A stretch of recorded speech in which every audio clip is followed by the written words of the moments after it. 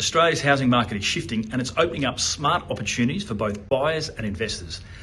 As our population ages, more people are looking to downsize into low maintenance homes that offer comfort, connectivity and simplicity. The GemLife Downsizing Australia Report shows that by 2050, over 1/3 of Australians will be 55 or older, and that's huge. Right now, 85% of older Australians have 2 or more spare bedrooms, which means there's a lot of unused space and a growing mismatch with housing supply. But here's the upside. Downsizers want well-designed, single-level homes close to family and amenities. That's creating demand in walkable, well-serviced suburbs, especially in places like Brisbane and Melbourne, where there's lifestyle and water and affordability that goes hand in hand. If you're buying with long-term plans or family support, targeting downsizer-friendly areas could be a smart move, because it's not just about smaller homes, it's about anticipating what people really want and following that level of demand.